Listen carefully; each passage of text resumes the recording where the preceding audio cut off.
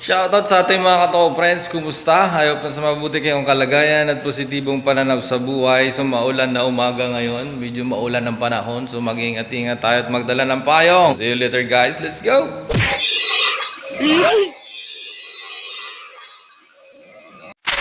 At dahil wala tayong talim, bubutas muna tayo ng wall para dito. Dahil nasa Japan pa yung talim. So, may shipping pa yun. Mga 3 days to 4 days pa. Pat na naman tayo sa ibang pwesto dahil wala ng ilaw. Ilaw!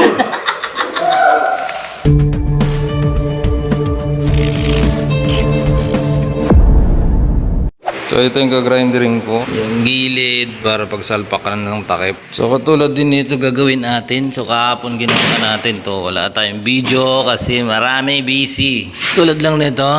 Tabasin lang natin yung gilid nito. Para pagsalpak ng takip. Flat siya kasi may carpet pa to eh. So ang dadaan dito electrical at saka data. Pumunta dito medyo mahaba-haba. So kailangan natin ng vacuum. Kasi nga sarado na tong part na to, paikot, at may gumagawa rin dito. So para hindi tayo makaabala sa kanila, mag-vacuum tayo. Papunta yan dun sa dulo. May isang cabinet pa dyan sa likod, bukod sa server na nandyan. Kaya nandito yung server. So nakalock to always pag walang tao kasi gumagana na yung switch. Saka may mga UPS dyan, kailangan malamig. Later on papakita natin sa inyo yung mga natapos namin yan. Dito naman, all goods sa kami. May mga abang na kami ng boys and data rito. Mayroong electrolytes dito. All goods dito sa APSS area at saka dito sa admin area. Boys and data, dalawa. Oops, all goods na rin yan. At yung wifi natin dito. Oh, wifi. So, nakaabang lang yung wifi rito sa portion na to. All goods, smoke sa FDAS. Ito pa yung kulang. So ibababaan lang dito yan. May pangalan na FDAS. Manual call point at strobe. So sa electrical yan, all goods na rin sila dyan. Dito sa portion na to, all goods na. Abang na lahat ng speaker natin dyan at FDAS. So medyo all goods na to. Waiting na lang din. Dito naman ito yung nag-grinder natin last time. So mayroong cabinet na ilalagay dyan. So sa pool yung inabang natin na TV. So papalagay sa ilalim ng cabinet. So that's why ganyan yan. Electrical ganun din nasa pool. At nilagyan natin ng type 2 kahapon. Kasi lalagyan pa ng carpet yan. Medyo all goods na tayo dyan. So waiting na lang yan sa carpet at table. Volume control para sa speaker natin ay kabit na rin to. So hindi kami nagkakabit nito, may ibang contractor. Yung sa amin lang ay wiring at layout. Ito yung volume control. Meron din dito. All goods. Dito sa part na to, meron kami nakalimutan na para sa printer. So, habol na lang later on yan. Wiring na lang yan. Papunta dyan sa gutter. Yan, sa taas. Pero all goods. Mayroon din table dito. All goods na rin yan. Voice and data. Dalawa. So, ito yung pina-priority ngayon dito. Meron silang cleaners dito. So ayusin namin yung cable dyan mamaya. Napalinis na kasi by tomorrow mayroon nang papasok dito.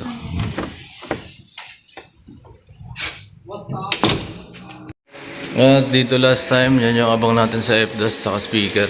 May manual dyan. Pero nakakabit na yung speaker dito. Ayan. Doon na yung speaker. Yung FDAS na lang kulang. So si admin na bahala dyan. At dahil wala tayong talim, magbubutas muna tayo ng wall para dito. Yung mga plate para sa data cable na to. Dahil nasa Japan pa yung talim. So, may shipping pa yun. Mga 3 days to 4 days pa. So, ito muna dahil may board na. Meron tayong utility box dito. Sa 2, 3, 4. So, ito muna bubutasin natin. All goods. So, lipat na naman tayo sa ibang pwesto dahil wala ng ilaw. Ilaw! Doon, bumalik na. Sabihin muna natin ito mga kalat natin para wala masyadong masabi rito sa bandang area na to. Let's go!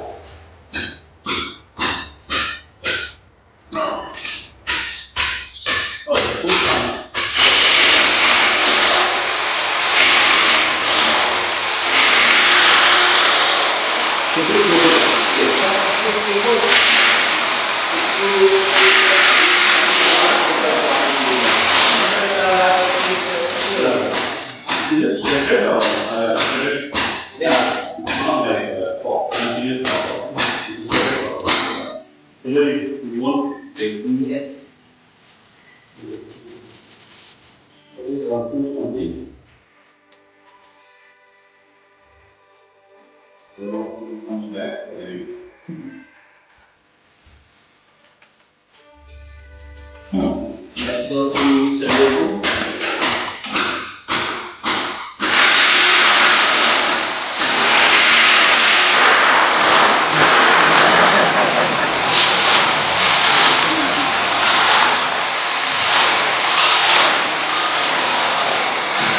All goods. Magyan natin ng tabat para patakip. So, kailangan lang natin gumamit ng vacuum para sa grinder kasi mausok. Yung server nandyan lang. Ay.